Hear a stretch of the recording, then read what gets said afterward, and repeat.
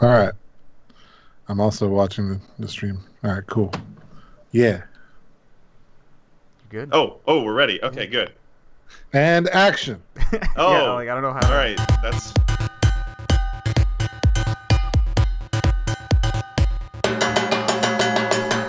Welcome, everyone. Welcome to the Good Games Podcast. My name is James. I'm Leo. I'm Justin. And I'm this new guy, Matt. Oh, hey, Whoa, hey. It's Matt. But so that Matt sounds yeah. different than the Matt we had before. Yes, we've had different Matts now. Some might say it's an improvement. Oh. Yeah, And that Maybe. someone could be. is me. Makes sense.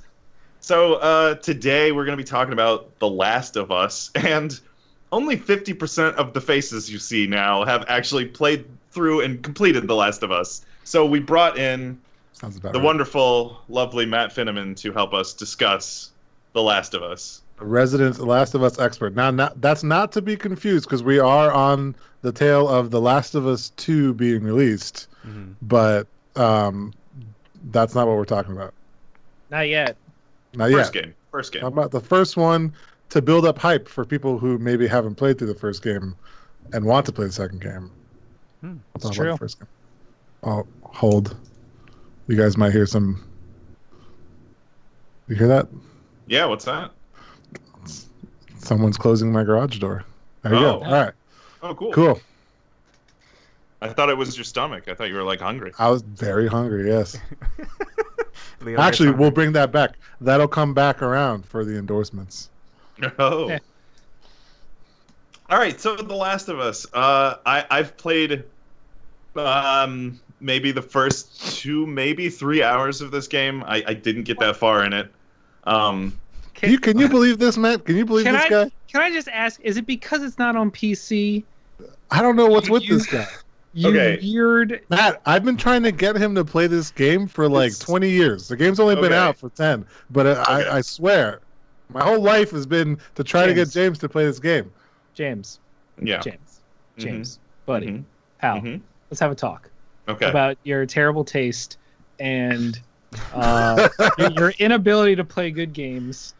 All right, well, what happened Okay. after 3 hours? Why did you stop playing? Here's okay. I You knew the game it was going to be. all right. Going in. Here's my thing. I find this game difficult to play. Only because first of all, like oh hey, my phone's on. When I play games, like I feel like I'm one of the people who like plays games for like escapism, and this is like a very like heavy story. Like I mean the topics that are discussed are like very heavy, and it's Yeah. like not a world I want to escape to, right? The world of The Last of Us is like a real fair. shitty place to be. It's dreary. Yeah. It's a very dreary place to be. However, I do like the characters. I like the story of what I've played so far. I'm not a real big fan of like the moment to moment gameplay though, like the cover based shooting and stealth. Nah. Then drop it down to the lowest difficulty and treat it like an action game. Okay. All right. Could do that. Okay, So this that's run true. through- That's true. Like if the gameplay's not doing it for you, then do what you need to do to enjoy the story. The story Like is so that- good, it's worth it. So like I actually did that this time around, Matt. The first time around I played it on normal or whatever, and I had to sneak around, and there were some frustrating times in this Yeah. game for sure. Yeah. But this time around, I played the whole thing on easy in like a week, and I was done. Yeah, But I mean, got to enjoy the story. Well, that's what I should have done, because like I got to one part where I'm escaping, and like the like security people just keep shooting me down like over and over and over again. I'm like, yeah, I think I'm done. I think I'm good. Wait, like the very I- beginning when you're escaping from the security guards? Yeah. And well, Oh, dear God. I think yeah. it might just be you as a gamer. I mean, I suck. I mean, granted, I suck. Well, I mean- I won't deny it. What I don't get is you sucking doesn't stop you from playing more Smash Bros. So why is it stopping you from playing other games? Or let's compare it to Dark Souls, right? One of the most unforgiving games ever. Exactly. I thought you might say that. Yeah, it's. I don't think this game's difficult per se. I wouldn't say I- difficult, no. I don't think it's difficult. It's just not a game like. You just don't want okay. to waste energy on it.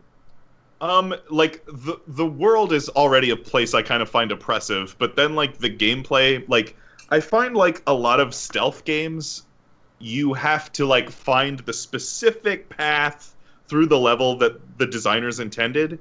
And if you don't take that path, it's just like trial and error over and over and over again until you find that path. I don't necessarily find that interesting. I'm just like, Well, that's an interesting point, but I would counter to that I think I get what you're saying in a general like stealth-based game, but I think what this game does pretty differently is it allows you multiple paths to pass like an encounter. You know, the main mechanic of like distracting the view of like the patrol NPC with like a brick or a bottle, and the fact that you have like you can use your ammo, and it's something you have to think about because there's limited ammo and there's kind of this whole looting concept to engage people quickly, or you can like stealthily take them out. I mean, it just feels like there's a lot of different avenues there. You don't have to necessarily find like the one path forward. That was what made Last of Us so engaging and innovative when it came out, because Naughty Dog was coming from the more linear Gears of War, Uncharted, like pop behind cover and just pop out and shoot until the enemies are done.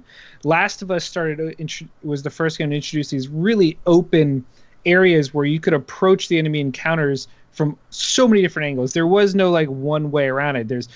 It felt like a multiplayer map where no one place is safe. There's openings and escapes everywhere. You can be flanked at any time, and the enemy AI really invested in that, and it made the encounters for me a lot of fun because you never knew what was going to happen, and the patterns they would react. And if you were taking people down in stealth but someone found a body, then they're all on alert. Then it felt like a Batman game. I don't know, there was I play my games if I can in stealth, so yeah, I try and take down everyone without them knowing. Right. And it's so fucking sad. Am I allowed to? I don't know what you're. Fuck it. Yeah. Fuck it hard. Okay, yeah, we fuck here. We fuck here. It was so fucking satisfying when you can take down an entire group, because the game does a really cool thing. It's the little small touches that really elevate it for me. But like when you clear an encounter, if you're with someone, you'll talk to each other and be like, all right, I think that was the last of them, and that way you know it's time to like just breathe. Like the tension is down for a second. It was the last of them. Exactly.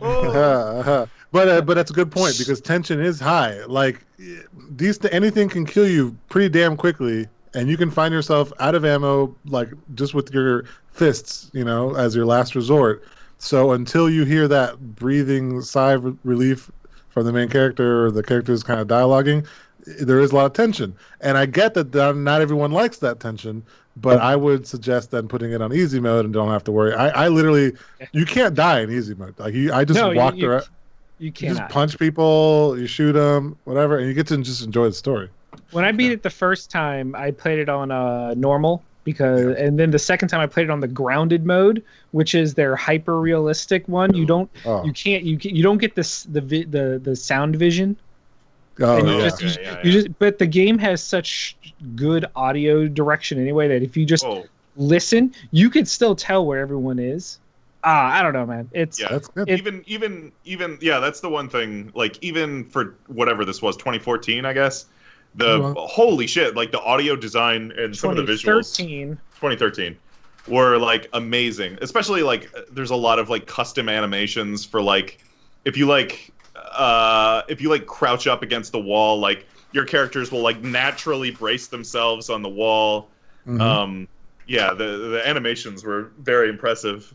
Well, speaking of animations, Leo brought up the melee combat, and it's much more expanded in the sequel, so be excited. But in the first one, they had so much contextual combat. Yeah. If you were next to a wall or a table or some form of geometry, your takedowns would incorporate them in these really dynamic ways. It just made things way cooler than, especially if you had a weapon in your hand. Oh, yeah, man. There's a little bit of that in one for sure, but that's cool that they expanded upon that. Very impressive. So, but you do have a point there, though, James, that the world is upsetting. Yeah. And I think that's mostly why I wanted you to play this game. Is really not because I think you're going to be wowed by the game mechanics. It's mostly because I wanted to share the experience of this story with you. Yeah. Yeah. You know, and even from the very beginning, like what were just your thoughts from the intro, right? That intro. My wife is not a gamer. She watches the intro and she gets like emotional watching it. I think the intro is very smart. Okay, so here's my as far as like sharing the story with me. To prepare for this podcast, partially, I just went ahead and watched a whole spoiler video, so I'm familiar with the story of the first game. I think that intro is really smart because early on it gets you to empathize with Joel, which is important for later things because you're kind of already, very sympathetic towards Joel. That intro is. That intro is already like. I don't know. It's so tense and like so. I don't know. It's kind of like. Yeah, it's very tense. Very good. That, if I may, that intro did two things so well that I use it as an example if I want to show my non-gaming friends or family like what games can do in terms of storytelling. Right. I pull up that intro clip. Because in the 15 minutes that you do an intro, it does the best job of this world building without exposition.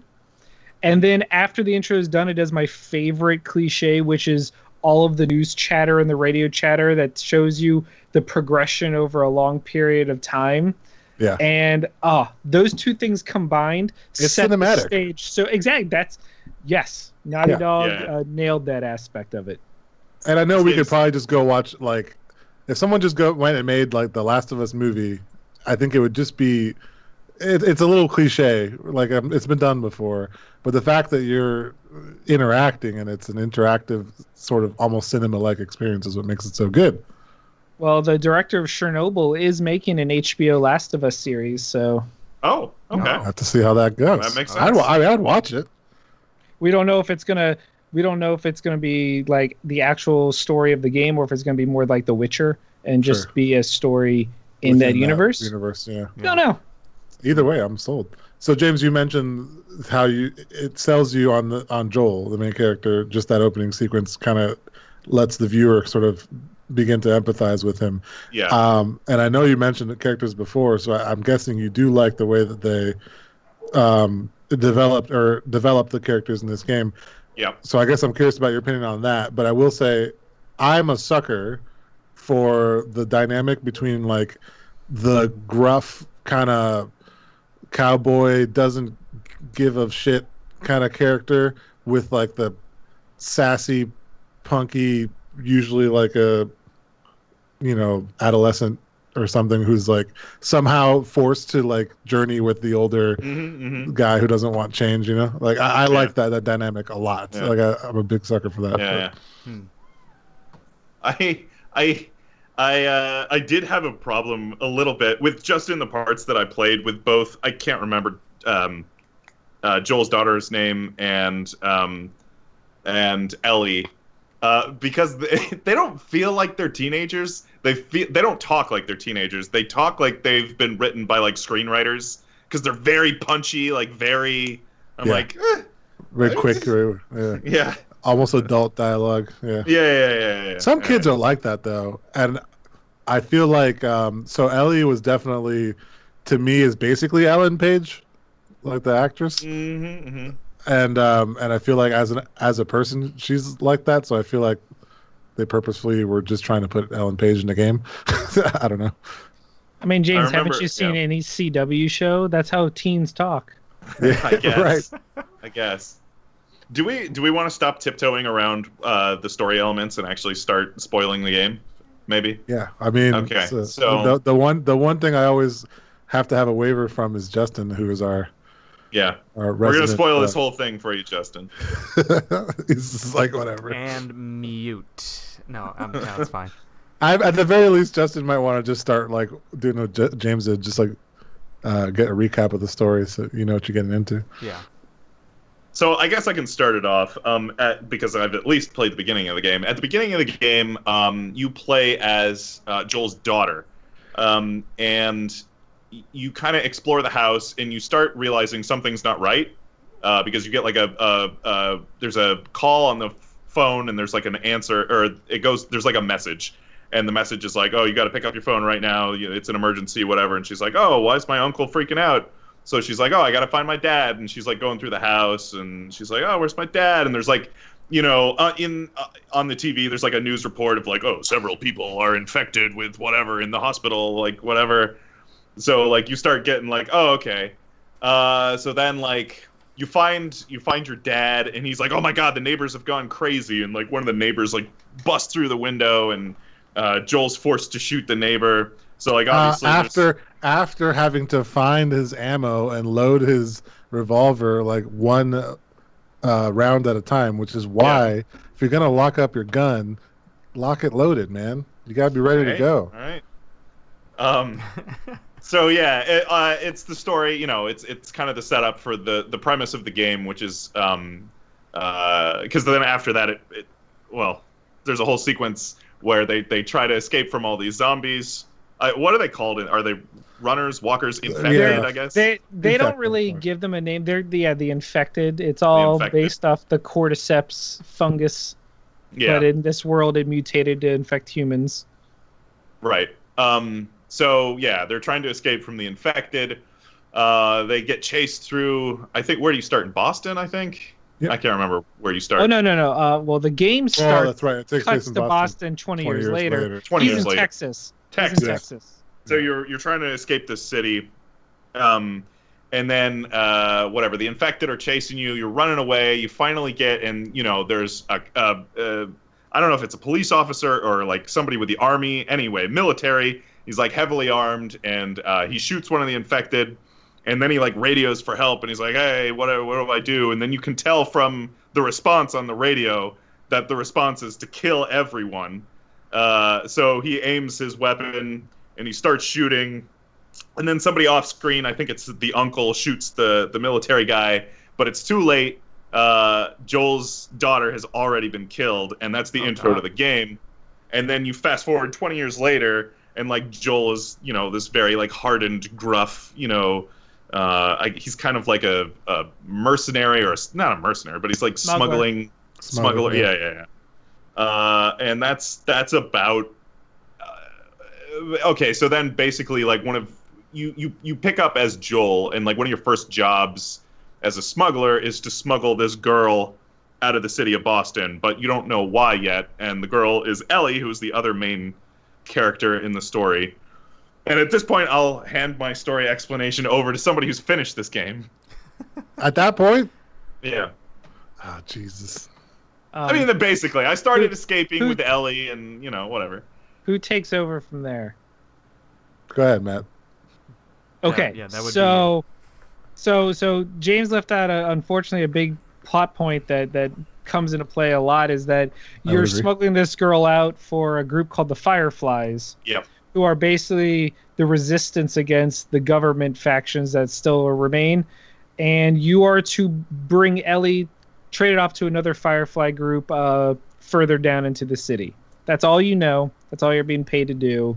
You go out with your smuggler friend Tess, who has a history with the Fireflies. And that is the premise. You are trying to drop this girl off to a Firefly drop zone, and then you're done. But as we know, it's a video game, and things do not always go that way. So you go, and very quickly on, you realize that Ellie is infected, but she is not turning. She is immune. And now it's all starting to come together why you're trying to smuggle her out. The Fireflies are saying that they can make a cure for the virus. You just need to get her to them. And so you do. You through a series of mishaps, you make it to the drop-off point, only to find all the Fireflies are dead. Tess has been bitten. She's about to turn. The military is after you, and you escape with Ellie, and you start making your journey all the way to Colorado, because that's where the hospital is, where the Firefly base is, and that ends up being the premise of the rest of the game. Get Ellie to Colorado so that they can make a vaccine and a cure for this deadly virus. I'd like to point out that journey through all of, I mean, it's a pretty big map to go across just in today's standards, but the design of these cities that were almost like ruins, like buildings halfway fallen, and like the way they thought of traversing the map through a post-apocalyptic city that has already had plants grow inside, like over the cement and stuff. Like, it was really cool. They did a really good job of traversing those ancient buildings of a more contemporary age, I guess. Yeah, this is definitely a reclaimed by nature world. Yeah. And so it's like, because you'll have to like cut, the ground will have been destroyed, and so in order to get across the street, you'd have to cross through an infected building or go into the subway, or there's all kinds of, and then of course infected aren't the only problem, because as we know from any post-apocalyptic world, it's man that is the real monster. Yeah. And encountering other factions and groups, and I mean, how spoilery are we getting? Oh, 100%. We go all the way here. I mean, yeah, this game's 10 years old. We fuck, right? So. and we spoil. We fucking spoil.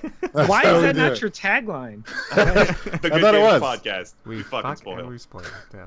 But okay, so I mean, as you go, what one of the best things about this game, and why it's so endearing to people, and why Joel and Ellie have risen to become premier video game characters alongside. Yeah, like, I mean, they're put up there in the upper levels of just like video game characters as a whole. Right. And part of it is because, so the game starts, they don't know each other. Joel does not want to be taking care of this kid. He doesn't even know why he's smuggling her. And the kid doesn't want to be taken care of. Oh yeah, exactly. And the kid. And you find out in the DLC why she's so fiercely independent and resentful, but that's not the point of this game. But and through the journey, the bond forms, and it's seeing that bond happen. And it's one of those things that doesn't always happen in cutscenes, because games like this, it's all the just passive dialogue that happens as you're traversing and going through the game, and you see the bond grow, and that by the end of the game, you're so attached to these two characters that what happens just guts you. Mm-hmm. Before we get just fast forward to the end of the game. Before we get to the game, just a note on that bond forming. I think also it has to do with not only the dialogue and that passively happens, but as a player, I was so already, when Joel meets Ellie, I was already like a Joel fan, right? And then this Ellie girl comes in. I remember my first playthrough, and I was like, man, that is going to be super annoying. Like, why are we taking this stupid chick? I slowly build that bond, and they do it for the gamer by like they put you in these like situations that they wouldn't have survived without Ellie being a total badass, and you start to gain a respect for her too. So like, as a player, they make you get through certain experiences together that make you go gain experience for both equally, I think. Yeah, there's one big moment in the game where Ellie kills her first human, because Joel never lets her have a gun because he doesn't trust her with a gun. And there's a point where she has to save him, and she kills her first human. And the next like hour of the game is Joel trying to help her through the trauma of having taken someone's life. And the game just hits on those moments really well. Yeah. And if we're going straight into the spoilers, at one point, the game swerves you, and Joel is taken out of commission through a near fatal experience, and the game shifts over to Ellie, and it shifts to winter. We get a time skip, and we find that Ellie's been taken care of and trying to heal Joel the whole time. She comes across a entire town of fucking cannibals, and what she does to the leader is so satisfying and traumatic. And then I don't know about you, Leah, but one of my favorite parts of the game is when Joel wakes up after finally getting the medicine and like recovering, and he's searching for Ellie, and when he tortures the information out of those two guys, yeah, you could tell he's real serious.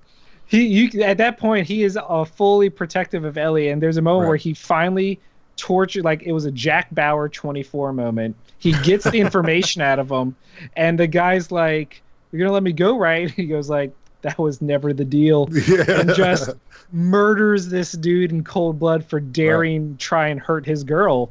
Now that moment is crucial, because at this point we've established that like there is like a love bond. Like, he loves this little girl as if it was the daughter that he lost in the very beginning, which is crucial to why he does what he does at the very end of the game. Yep. Oof. which is, and this is the big reveal, you get her to the Fireflies, and there is, in fact, a cure that can be made. The caveat is they need to examine her brain because whatever genetic thing that's making her immune is in the brain, and so the operation will kill her. A vaccine will be made, but Ellie will die. And Marlene, the leader of the Fireflies, big mistake was telling Joel that. Mm-hmm. Because Joel was not feeling it, and so Joel Rambo'd his way through the hospital, killed everyone there, took Ellie, and ran. Now let's pause there. Marlene. Yeah, which is kind of crazy, but let's pause there. So I don't know what you guys think. There's like, I forget what the name of that is. You might know this, Matt. There's like that classic dilemma that's put out a lot in like Sophie's Choice. Yes, where you have to choose between the good for the many versus the good for, like, I guess, use an individual, or like, what is your guys' opinions there? Do you is it the right thing to sacrifice this one person to potentially save, I don't know, millions of people, or not? Yes, because it's, I mean, the way I watched the story recap, it wasn't explicitly Ellie's choice to sacrifice herself for the cure, but that's why she was going there. And you're, and even after she wakes up, she's yeah. Go ahead, Matt. She never knew. That's the key. I think that's the problem. She was never told that she would die. She was never given a choice. And by the time Joel took her out, she was still under anesthesia the whole time. So Joel, the game ends with him lying to her, saying, "Oh, the cure. Their tests were a failure. There is no cure. Oh, I just took you because they had other people that were immune and they didn't need you." So he lied to her, and you can see it on her face that she doesn't quite believe him. She kind of knows.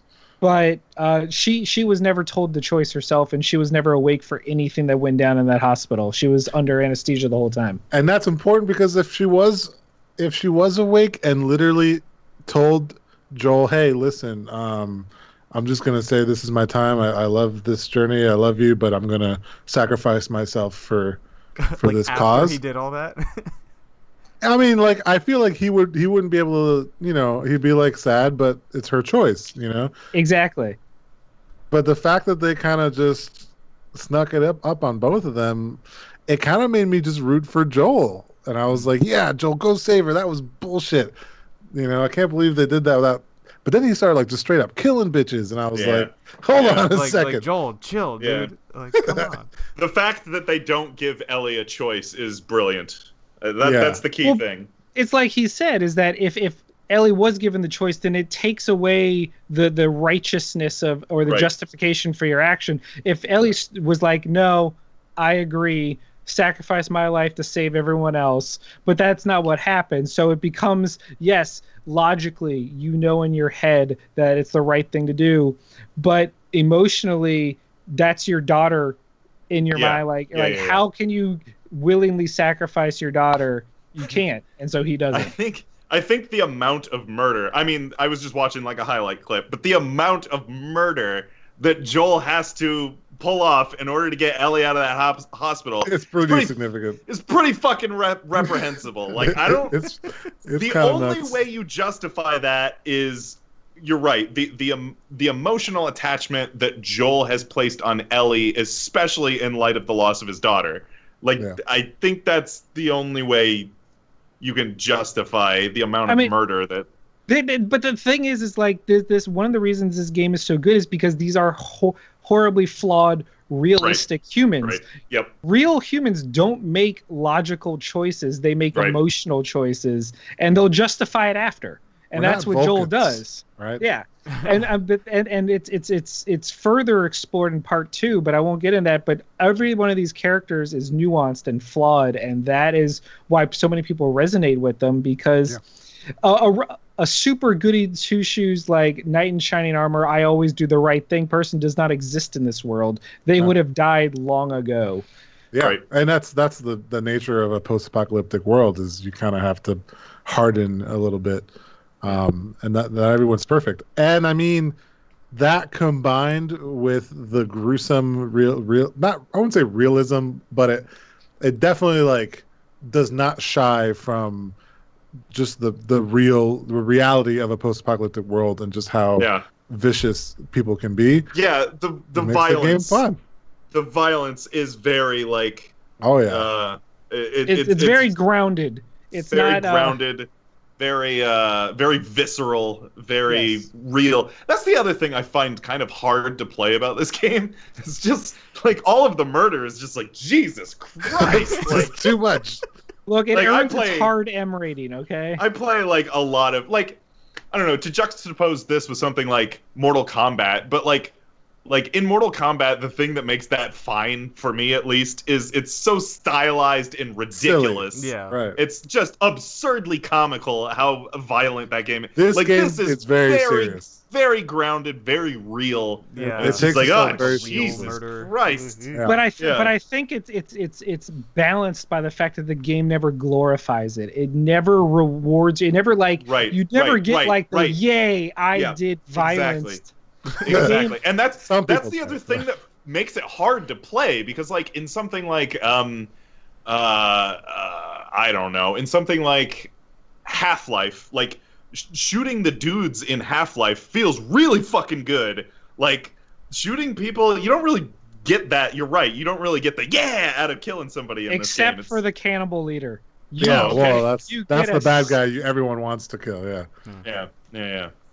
But the other thing is, we've glossed over the infected. Like the humans steal the show, but I really enjoyed the enemy design. There's three types of enemies in the game based on the length of exposure to the virus, and so the gameplay when you're facing humans versus facing the infected completely swaps the game, because you have runners who are the newly infected, and they'll just, if they see you, they'll charge at you swinging blindly.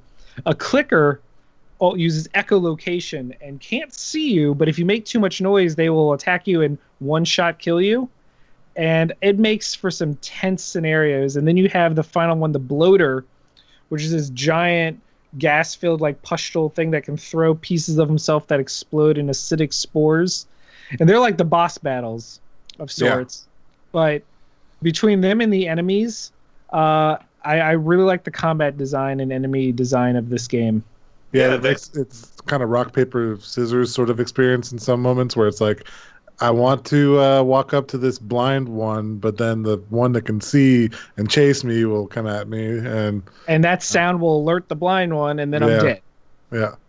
Yeah, even in the parts that I was playing, like the enemy design and like your inventory management is like very survival horror. Like yes, the inventory stuff is pretty cool.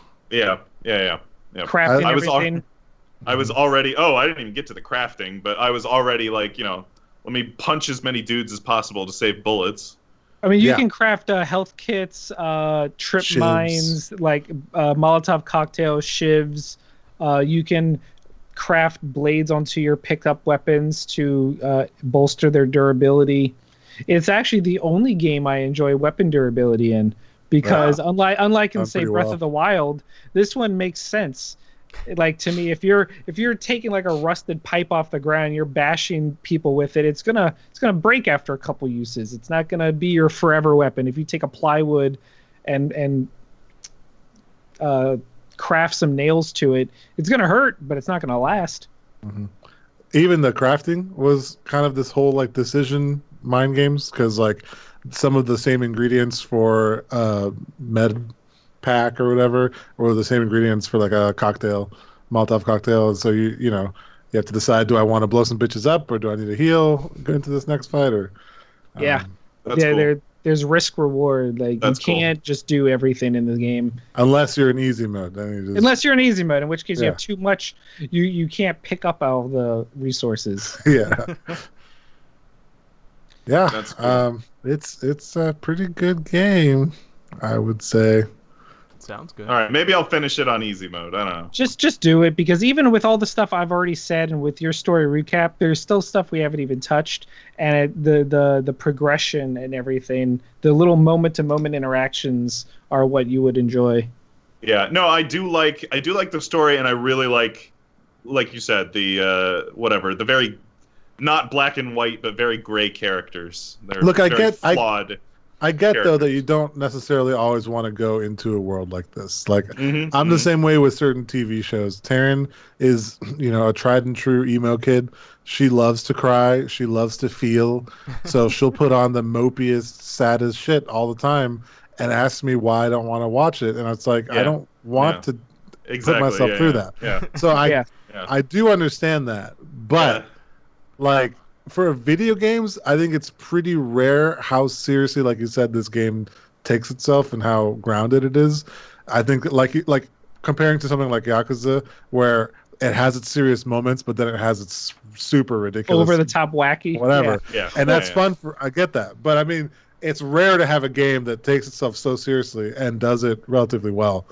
Even compared to their own franchise Uncharted, which also has like violence, but it's more stylized, like blockbuster action movie Indiana Jones style violence, whereas this is very like HBO Max gritty, like if The Wire. I mean, and there's different times for that. But I will tell you one thing: playing through The Last of Us 2 right now is somehow less depressing than the real world. That was the other thing. Now's the best time to play it, because I will say, without spoiling, just as a tease to get you hyped for part 2, if part 1 was about hope, like at the end, like we are going to get a cure, so all this terrible stuff we're doing is justified.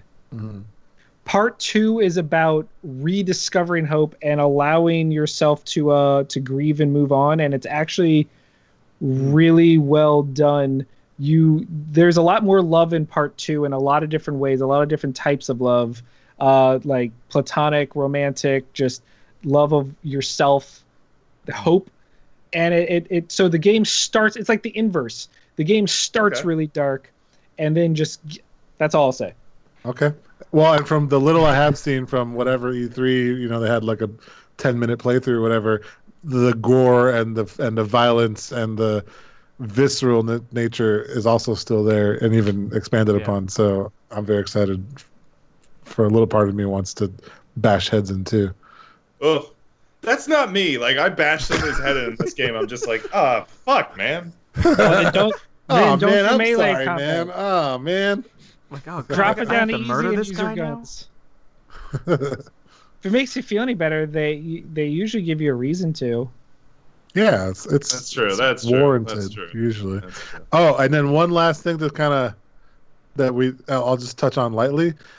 The multiplayer aspect of this game, although simple in a lot of ways, was some of the most fun console multiplayer I've ever played, because they followed that same theme of scavenging for items and crafting and put that into a shooter online, and it was like, what was worked really well, so well that part 2 doesn't have multiplayer, because they're going to release a standalone multiplayer experience that isn't going to require the base game. So if I remember correctly, it's going to be free to play. I bet you they're going to go with like a larger sort of like battle royale almost sort of experience, because it's kind of along the same veins. It's just a little bit, dude. If you thought beating the 2x4 over the head of an NPC was rough, try doing it over another player who's like a 13-year-old kid and throwing. Yeah, but that feels great, because all slurs at 13-year-old kids on the internet are assholes. So yeah. You heard it here first, everyone. James approves of murdering 13-year-old children. Yep. Yeah. All right. So, good. All right. If you think that we should not endorse murdering 13-year-old children's, email us at goodgamespodcast@gmail.com. And you can also donate to our Patreon. If you donate, maybe we won't murder 13-year-old kids on the internet. Can't promise. No guarantees, though. Yeah. Good Games Cast at Patreon. That's not a thing. I always say at Patreon, but that's Patreon.com/Good That's Games the one. Cast. For love of God, people. It's all right. It's right there. They can see it. Oh yeah, it'll be in the show notes. Or it's in the. All right. It's in the thing. Yeah. I was gonna say I never put it in the show notes. So. No, it's in the layout. Don't worry, they can see it. Okay, good. Okay, just to say, I'm using it to cover up the Skype buttons. Oh, nice. Oh, nice. Okay. Fuck you, Skype. Yeah. We fuck and we spoil, and fuck you, Skype. Yeah. There you go. I'm gonna fucking spoil Skype.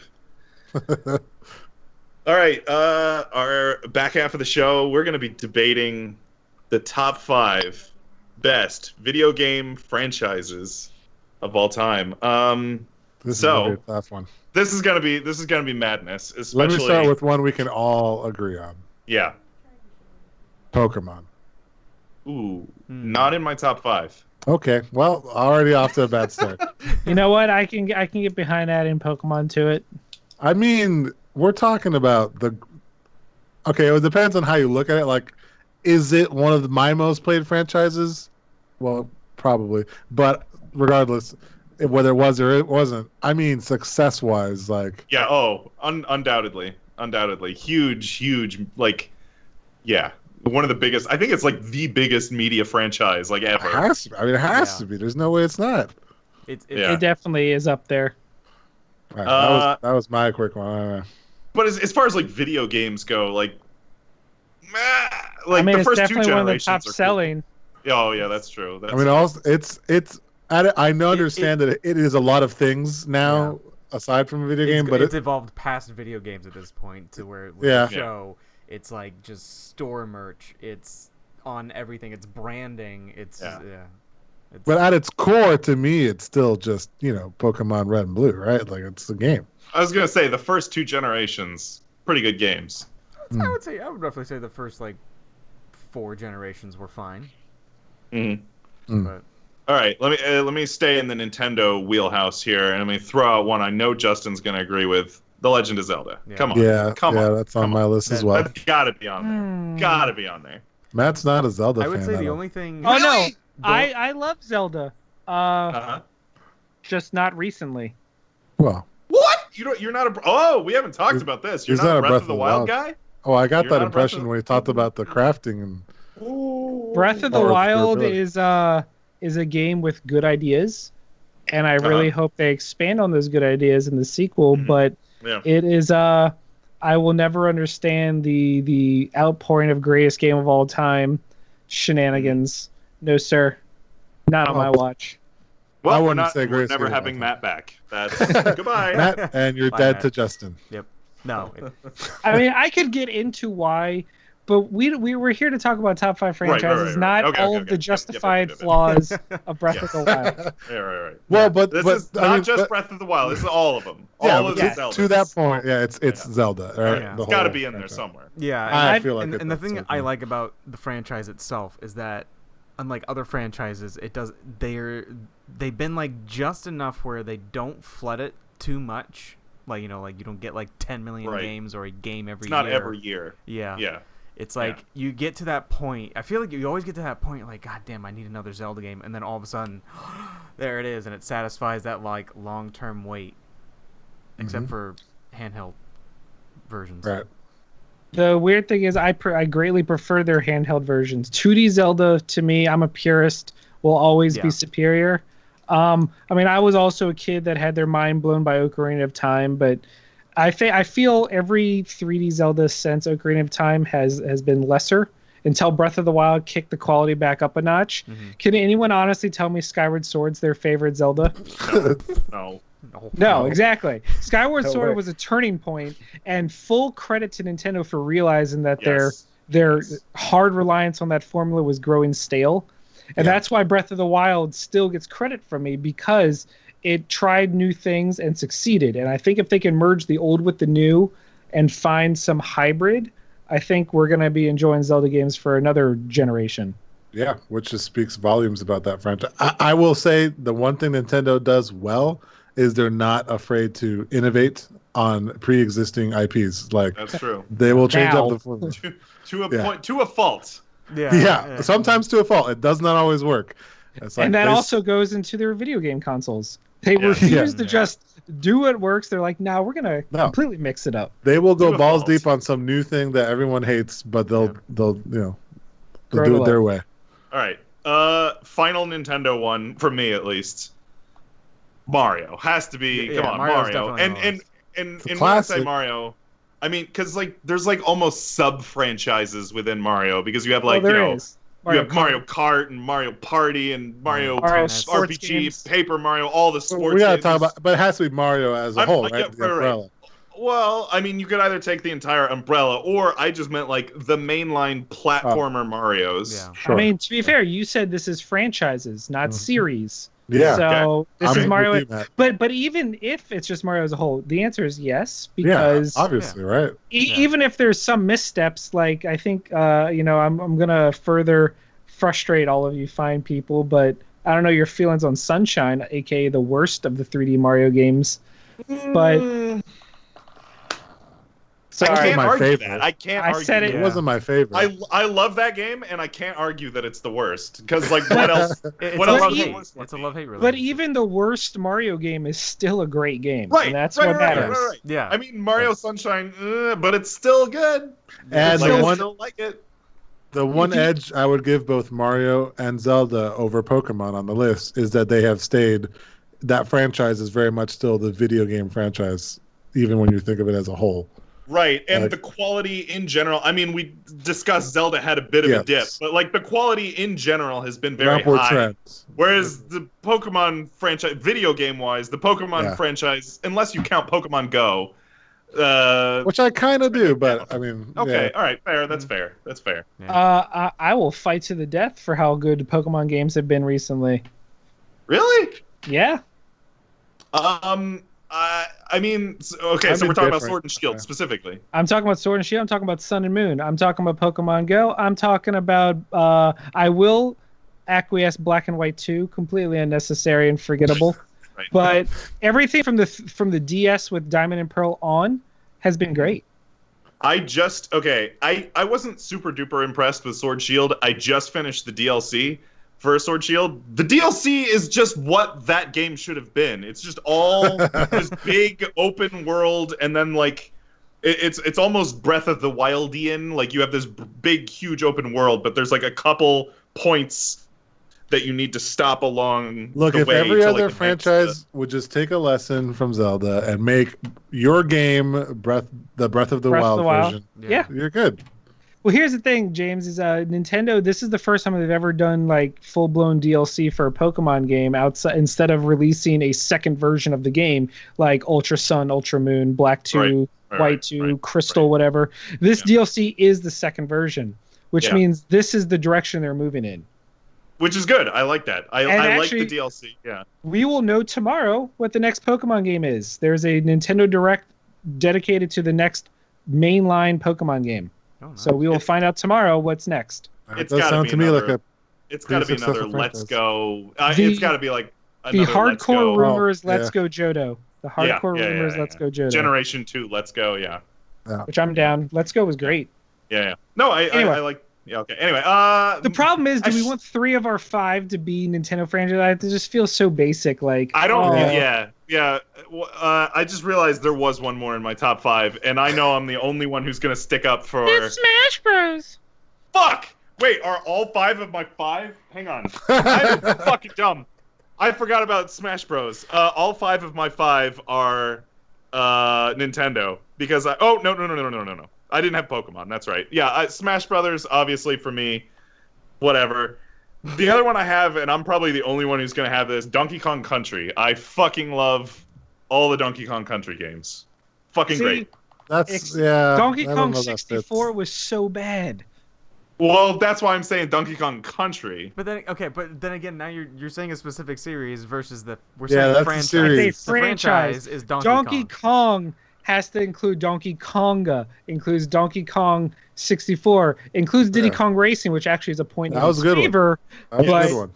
But the point is, it's there's Donkey been a lot Kong of franchise. There's been a lot of not so goods in that franchise for me that I wouldn't necessarily could put in my top 5.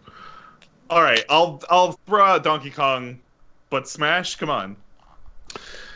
Smash is cheating because it's all franchises. Yeah, that's a tough one. It's tough because it's like, you just have a mix of them all. Like what? But I mean, of itself, I'm the only one nominating franchises here. What else did you guys have?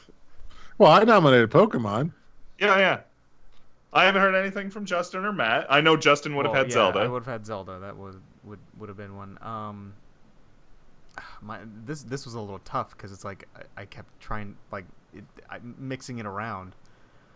I was trying to think of ones that I personally really enjoyed. I didn't know you never told me this was a group thing. You just said, "Hey Matt, think of your top 5 favorite franchises." Yeah, I mean, that's basically it. We're just throwing in our favorites, and then we all have to make each other agree on what the top 5 are. the tough one. I've got one more non-Nintendo one. Resident Evil. No, it wasn't Resident Evil. I'm just trying to guess yours. I don't know. The other one for me is pretty obvious. Final Fantasy. There you go. Yep. Yeah. That's What is the it? other My one. list. Yeah. Final Fantasy. That would be on my list. See Final that Fantasy. I was going to put it on my list because Final Fantasy 6 is the greatest of all time, followed by Tactics 9 and 7 Remake. But the problem with Final Fantasy is, if you look at it as a franchise, there's so many missteps. There's some bad, some good, and then it goes right back to bad. There's a lot of wishy-washiness. But We're the problem turning up now. Yeah. But... Oh no. This generation was very kind to Final Fantasy, and next gen looks real good too. Final Fantasy 16. But I guess a lot of my list is basically based on not just personal favorites, although obviously Final Fantasy is in that, but also like success and importance for like society and culture. And Final Fantasy is something that, dude, Final Fantasy is like, come on, everyone has played Final Fantasy. I would have no problem with Final Fantasy. I just didn't put it on my list because I thought we were ranking it as a franchise as a whole. No, I mean, you're right. I do think as a whole, there's a lot of stinkers in there. There's a lot of stinkers, and it doesn't match up, I would say, to like the likes of Mario or Zelda. All right, what are all your favorite Final Fantasies? Well, we know James is 7. Well, so I don't need to say anything, right? Yeah, I was gonna say. Yeah. Mine's 9. What is it? Yeah, mine's 8. Nine's in my top 3. Yeah. 9's in my top 3 as well. Tactics is in my top. Good choice. See, those are my sure. 3. 6, Tactics, 9. I've got my favorite Final Fantasy really is Final Fantasy Mystic Quest, which not everyone likes. But sorry, I was trying to shut down my camera. Was that 8 first, then 8 first, then Mystic Quest. Leo likes 8 and Mystic Quest, and then 9. Well, to be fair, 8 is a great game. Mm-hmm. What? I recently replayed 8. I did too. The re-release, and I think it's way better than people give it credit for. I totally agree. It's a very maligned game. Yeah. I think for me, the worst Final Fantasy game for me is 5. Fuck you! What? No. Because the gameplay in 5 is great. The job system's amazing. The story is terrible. Cool.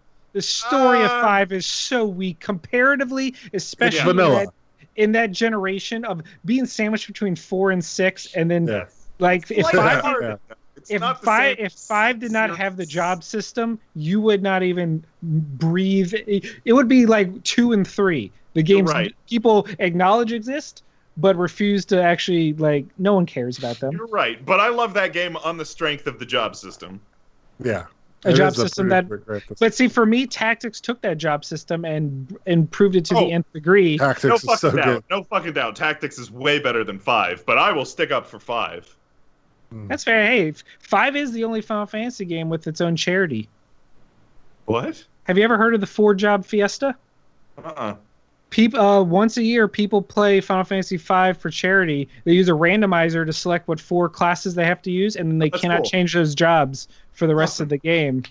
And they play through the game as fast as they can for charity. Oh, nice. That's awesome. So I will give 5 credit. It's just, especially sandwiched between 4 and 6 for the Super Nintendo era, 5 didn't do anything for me. It didn't help that it wasn't released in America until way later. Well, that's the reason it's so under the radar, is because nobody fucking played it until 2000 whatever, at which point who wants to go back and play an old Super Nintendo game other than it makes you wonder, right? Because why didn't this game make it over here? You know? Hey James, if you're such a Final Fantasy VII fan, why don't you play 7 Remake again on hard mode? Because I'm waiting for the PC version. Only let's see, 9 months to go, buddy. I know. 9 months, 2 weeks. I know. All right. So, what are there any other franchises we need to nominate here, or do we need to come up with? What do we order? have so far? We're So far, it's there, Final right? Fantasy and 4 Nintendo ones. Yeah. Final Fantasy, Mario, Zelda. Hey, can we just? I mean, Nintendo Nintendo's has their great shit at together. franchises. Yeah, they're great at franchises, man. Like that's their thing. They're terrible at online play, and they're Right. great at franchises. That's why Smash is a success. So we have, I think for sure, we have Final Fantasy, Mario, Zelda. Now, the other ones we talked about were, I think, Smash, Pokemon, and Donkey Kong Country. Well, I guess Donkey Kong. That's By the right. rules of Matt, I have to say Donkey Kong, and I can't make it specific. All right. They're Are your there any? rules. I made it. I agreed with them. I would agree to those rules. All right, yes. all right. Are there anything that's going to beat out those three? Any non-Nintendo or any franchises at all that are going to beat out? The funny thing I was, mean, I wanted to mention one only because I'm surprised it survived this long and still is surviving strong. And I wanted to say the Sonic franchise. Okay, yeah, Because yeah, like, it's even though like there's been some shit moments, every now and again you get like a decent game from them. But it's like every now and again you get Sonic Mania. shit moments, 20-year gaps between good games. but Great the fact that it's like franchise. still alive like blows my mind. Right. Yeah, well, because People keep it funding appealed the to damn thing. kids. Yeah. Kids. I mean, Sonic games were terrible for so long, but kids loved them because they were so kid-friendly. Yeah. But That was one of Sonic those Mania kids. was real good. Yeah, Oh, fucking I mean, love Sonic Mania. look, I have a couple Hey, that I Sonic know won't Generations make isn't the bad either. list, but I still want to throw them out there because I think they're super important. The first is Mega Man. Okay, yeah. One of the longest running non-Nintendo Yeah. franchises, and also one that kept its quality among all of its like branches for a long time. Yeah. Between Mega Man, Mega Man X, Mega Man Battle Network, Mega Man ZX, Mega Man, like even this weird spin-offs like Mega Man Soccer is still fun. And then the big comeback with Mega Man 11.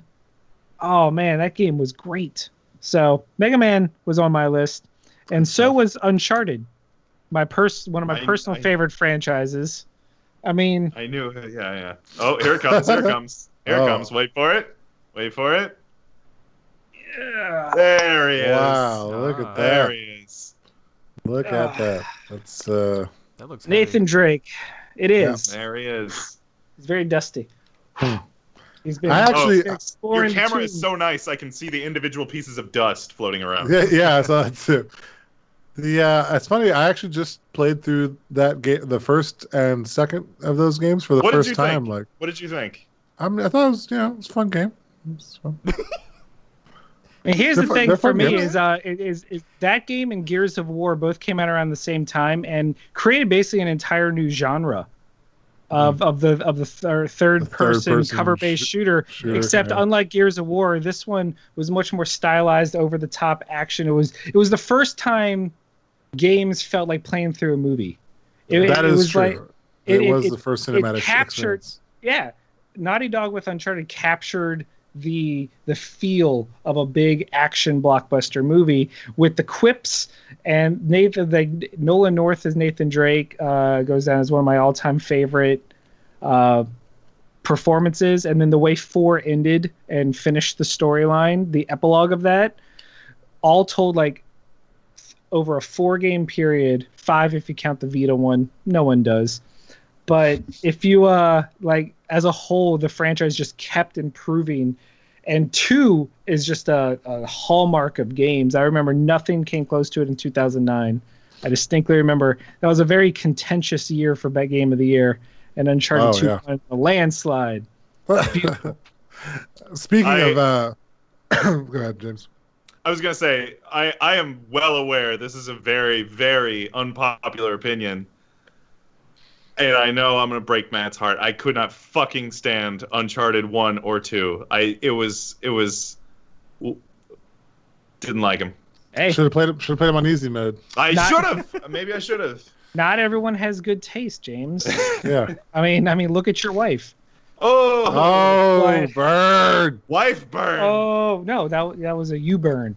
Yeah. Oh, look at my. I gotcha. But well, it's both of us, really. You got both. No, of us because now. one burns Jesse, which I would never do because she's awesome. One burns you and is funny to me. It makes me giggle. Okay, gotcha. Although I see how out of context it sounds like I was saying you have bad taste because of your wife. Yeah, but no, I was implying she had bad taste because of you. I understood the implication. Okay, got it. My wife has bad taste because she's with me. Got it. All right. Yes. Got it. Way over his head. Okay. So didn't think I need to break that one down. I had to break it down. It's not funny when you have to break it down. That's sad. One last one. Let me throw in one last one that's less controversial, and that is the Halo franchise. Ooh, okay. To me, the Halo world has expanded. The whole Halo universe is beyond the games a little bit, kind of like Pokemon. There's novels, there's a board game, or isn't there comics? Like, I don't know, they're all over the place. And now it's kind of a resurgence too, because they're coming out with re-releases of the older Halos, and new Halos are still coming out. And so I threw that one in there too. Halo Infinite comes out this holiday as a launch title for the Xbox Series X. It's kind of the staple game, for Microsoft with their consoles, and I threw that one out there just to have a non-Nintendo one. I just thought of one rummaging through my shit over here. That it's another Nintendo one, but it's actually been very successful, surprisingly, and for good reason, because they take their time. By the makers of Smash Brothers Kirby, the Kirby franchise. Oh, okay. Kirby is like the potato chip of games. It's always enjoyable. They're well made, but it never really sticks with you. Like when you beat a Kirby game, you're like, well, that was cute. That was fun. Except for Epic Yarn. Epic Yarn was so distinctive and adorable. It's a pretty unique one, yeah. That one remains in my head, but like I always enjoy it. I know the 3DS one was really good. The Switch one was pretty fun, but I couldn't tell you what they were called. So what the hell is our fifth game then? So we got we got to figure that. Well, we got 3 for sure, I think. What are 4 and 5? I have one more I want to nominate just to get it out there. All right. And that's this is like this is just a personal one. Is the Ratchet and Clank franchise. Oh, okay. The best non-Nintendo mascot platformer ever made. I love the Ratchet and Clank franchise. We talked about it a lot last episode. Oh, that's a shots fired at Sonic. Oh. I said what I said. But it and with the new one coming out, it's just fresh in my head. But the first trilogy was the first 4. Ratchet and Clank was my favorite new IP of that entire generation of the PS2, Xbox, GameCube. Of all the new IP created during that period, Ratchet and Clank was the absolute best. And then that quality just kept improving on the PS3. That was the reason I bought a PS3, was the new Ratchet and Clank game, because Uncharted was an unknown factor at the time. And then PS4, all we got was a remake, but it was so good that they made a movie out of it. And now we're getting a part 5. So Ratchet and Clank is if Pixar decided to make a video game, but with Nintendo's quality level. Nice. Mm-hmm. And I mean, it almost made the top 5 of a very revered podcast called the Good Games Podcast for top 5 silliest games. It was close. It was a close contender. Were we talking about Ratchet and Clank? Yeah. The goofiest game? We were talking about the goofiest games. Yeah, okay, I thought you said serious games. I was like, No, goofiest. No.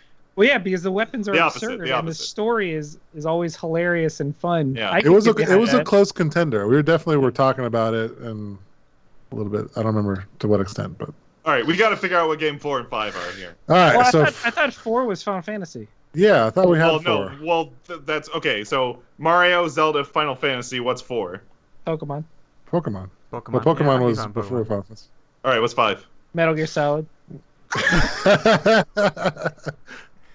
Seriously? Are you a Metal Gear guy? Okay. I'm a Metal Gear 1 and 2 and 3 and parts of 4 guy, but 5 plummeted. 5. Really? I enjoyed 5. Anyway, I'm not a Metal Gear guy either. What's number 5? Well, there is one brand new franchise that has a perfect 100% success rate of quality. And that's Ori.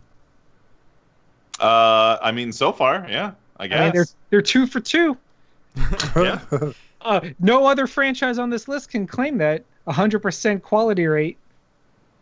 Well, you haven't played Shenmue 1 and 2. But I have played Shenmue 3. Let's not talk about Shenmue 3. I was gonna say. It's a sore subject. So Final Fantasy, Pokemon, Mario, Zelda. Yeah. So the options are what? Mega Man, Sonic, Mega Man, Sonic, Halo, Madden, Uncharted, Super Smash Brothers. Super Smash Bros. And Donkey Kong. We're talking about ones with a chance. Ooh. To me, it's probably between Sonic and Halo. Okay, yeah, I'm fine with either of those. Because if you're thinking like the mass of the franchise, like even though Sonic's not so great, it's still massive as a franchise. I was gonna say, I think Halo would have the edge though, just in terms of like average quality. Yeah, quality-wise, Halo would have the edge. Yeah. Okay, so Zelda, Mario, Final Fantasy, Pokemon, and Halo. What order? We've got our 5. What's the order? Well, What's number 5? Halo for me has got to be at the bottom. Halo's number 5. Halo. Number 4. I'm fine with Halo at 5. Number 4. Can we add Pokemon? See, I think the order you just said it. Halo, Pokemon, Final Fantasy, Zelda, Mario. I'd be fine with that. That would be my... I would maybe flip-flop Zelda and Mario, but I'm fine with that order. I too flip-flop Zelda and Mario. Yeah. I mean, I would. So Zelda, Mario, Pokemon... No, Zelda, Mario... Final Fantasy, Pokemon, Final Halo. Fantasy, Pokemon, Halo. This is All right. the worst top 5 we've ever done. That is the top 5, though, for real. Like, I mean, if you take the main characters or most prominent figures of each of those games and put them in a stage and try to knock each other off, that'd be a fun way to represent those. Look at that. All of those top 5 are all in Super Smash Brothers, another great franchise. Yeah, Halo is in Super Smash Brothers? Fuck, I forgot about fucking Halo. God, Master Chief was in Project M. The second character pack, you never know. We've got 4 more characters. Yeah, but I thought they said Battle Pass 2 was all first party. I don't think they confirmed that. We'll see. Anyway, we'll see. We will see. All right. Let's go on and do endorsements. Battle Pass Character 2 is Ring Fit Trainer. Okay. That'd be interesting. Okay. I mean, all right. It would work. Go ahead. So. I was just gonna endorse real quick because there's 4 of us and we're already running a little long. I got a quick triple endorsement: movie, TV, game. Movie. I just saw The Death of Joseph Stalin. Very good. It is a like British comedy in the style of like a I don't know. It reminded me a lot of the movie Clue. Like it plays up how ridiculously absurd the dictatorship of Joseph Stalin was, and just how absurd all of the people he had around him were. Very funny movie, The Death of Joseph Stalin. A game I'm going to endorse, Nintendo, the studio that did the last Mario Party game, Super Mario Party, which was very good and tragically never received any support after that. No DLC, anything. That's because that studio was working on... my mind. Yeah, I know. That game was so good. It deserved better. That's because that studio was working on Clubhouse 51 Worldwide Classic Games. It's really good. It's a very good collection of like 51 mini games, but all of the mini games are like classic worldwide board games, like the title suggests. Specifically, I'm going to endorse Shogi.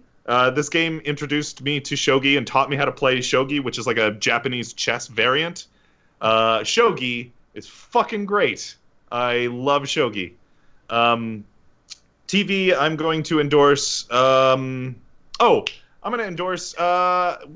just get on YouTube and just Google stand-up. Just stand-up. Just stand-up comedy. I love stand-up comedy. Just watch some stand-up. We've just been watching stand-up with our meals lately. It's good. There's a lot of good comedians out there. Stand-up comedy. Stand-up comedy is weird because like I always wanted to be a stand-up comedian as a kid, so I watched it like religiously, and then like growing up in life, when you meet someone else who appreciate stand-up as much as you do, it's like the best conversations ever. You just sit there and quote funny shit that you've heard. It's fun. It's so much fun. Yeah, those are my endorsements. 51 Worldwide Classics, stand-up comedy, and The Death of Joseph Stalin. All right. Go, Justin. Me? Oh.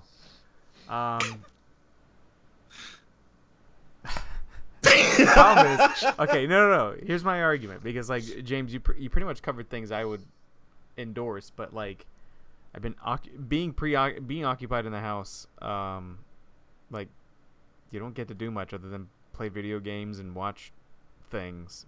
I would say though, I will endorse that if you haven't watched it, and I will endorse it because I've watched it before, and it's a great cartoon series, and it's out and available now, is the Last Airbender series.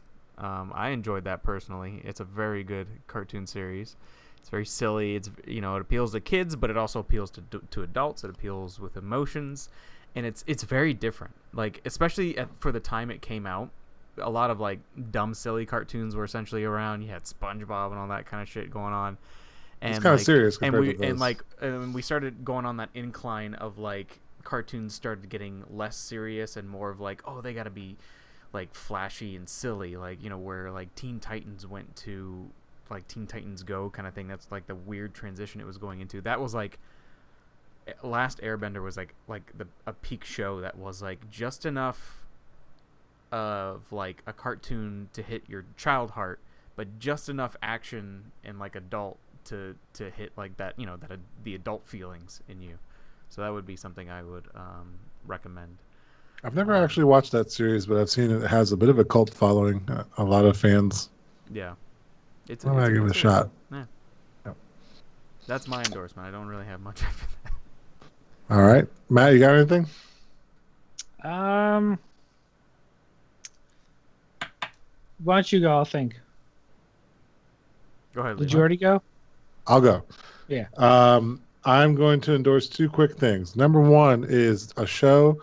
I've only seen one episode. Is there a way to do like an endorsement? It's not like a full-on endorsement. It's like I want people to watch it and tell me if it's worth endorsing. Like I'm not sure if I like it yet. I mean, we've done like the anti-endorsements where we said don't like. So, I mean, I'm not really not sure I don't like it either. Yeah. All right. I'm requesting more of a play along, like watch along with me, fans. Watch The Floor is Lava on Netflix. If you like, what's that one show we love where they jump on shit and fall down and they have the dub MXC. So it's like okay. All right. It's a bit of MXC and a bit of escape rooms and a little bit of like reality TV shows. So the premise is you watch these random people and a bit of like Ninja Warrior-esque, MXC is kind of the same. So these random people show up and you kind of reality TV show, like watch them go through this challenge, which is the whole floor is filled with like hot water that's like turned red, like lava, and if they fall in, they die. And there's all these obstacles that they have to get through to get to the end, and the obstacles are very much like MXC, like they're like you have to jump and they'll fall and that's my favorite part, but it doesn't happen often enough that I'm like, do I like this show or not? I don't know. Fans, you tell me. The Floor is Lava on Netflix. I want to know other people's opinions. Email us at goodgamespasta. Goodgamespasta. Good Games Pasta. Oh shit, now we gotta claim that email address. Email us at goodgamescast@gmail.com and tell Leo whether or not he should watch The Floor is Lava. And speaking of pasta, and mentioning earlier that I didn't eat or something, the other thing I'll endorse is intermittent fasting, which is kind of a trendy new way that everyone has been eating for years.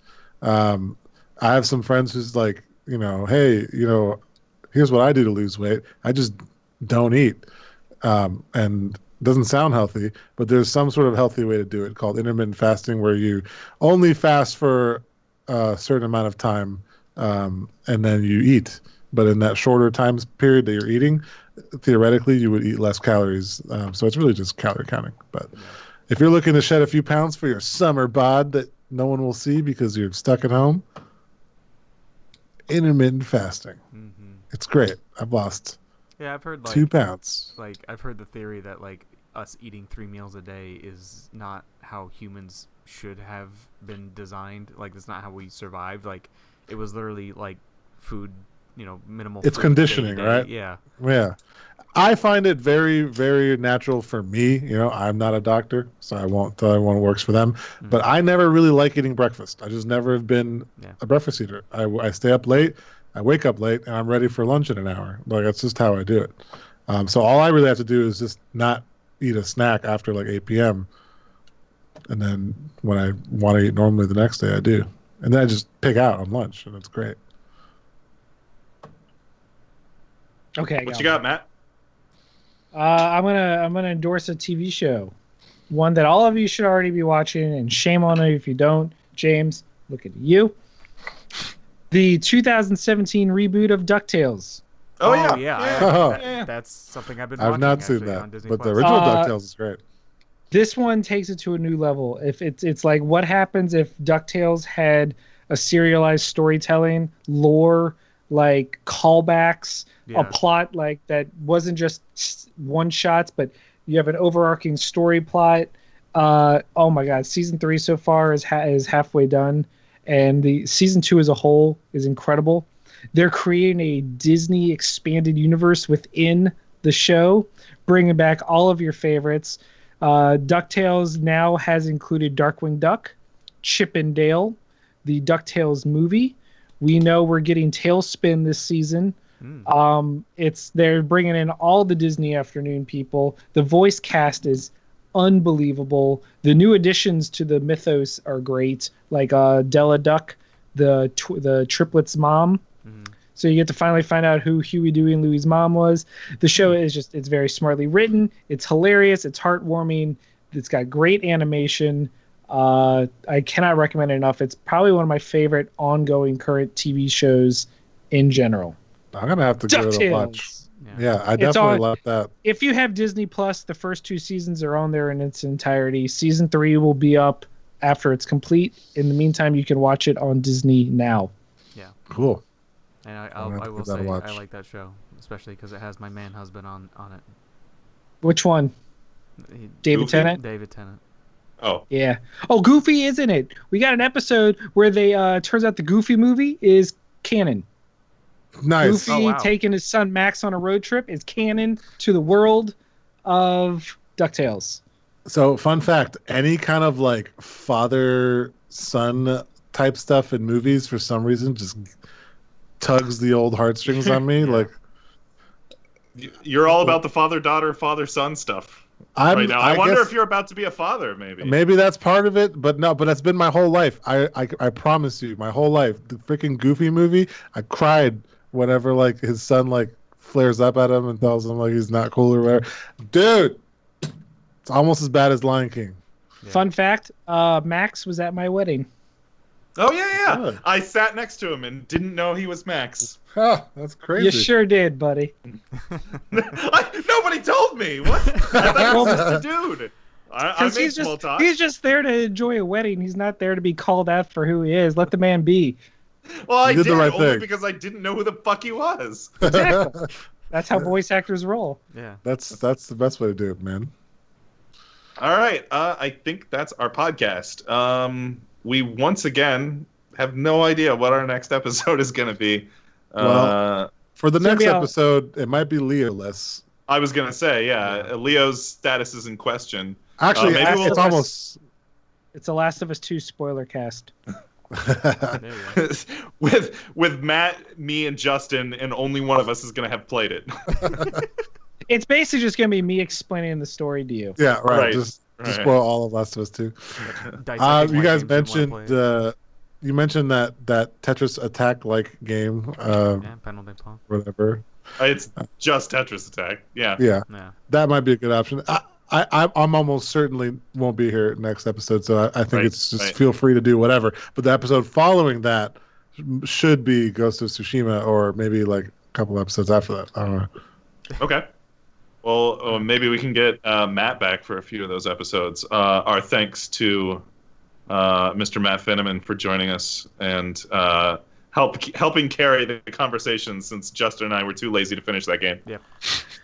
Question: can you even do a Ghost of Tsushima show if it's not on PC for James? Oh, good point. You know, he I had like a that you're PS4. You're making me into like the PC guy. Just Well, between if it's not on that or Switch, you have the capability. You just won't do it. I played Final Fantasy VII Remake once. That's the only reason he owned the PlayStation, though. Yeah. Was to prepare basically. for that. All right, so our next episode, we'll figure out what the fuck we're doing sometime. All right, I think that's it for the Good Games Podcast. I'm James. Goodbye. I'm Leo. I'm Justin. And I'm that other guy. All right. Hey, goodbye. Goodbye. We fuck and we spoil.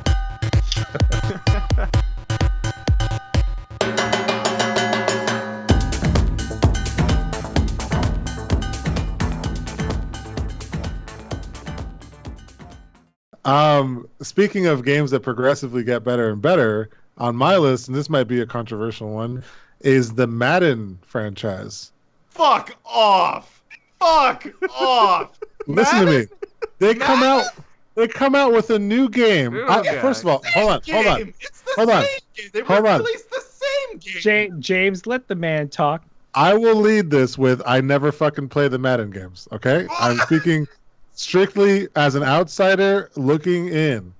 These games come out every year, and they sell millions. And every year, people buy them, and they say it's better. Every year, it's better. So that literally means every year it's getting better. You know what's fun about this is you could swap the word Madden with Call of Duty. Call of Duty is another. And that entire or NBA 2K, and that entire explanation makes sense. It comes out every year. The fans love it. They say it's better. It makes $1 gajillion, and then the cycle repeats the next year. And you know what? For hardcore enthusiast gamers, we kind of roll our eyes at that. But you have to understand the casual, generic, like everyday gamer loves that shit.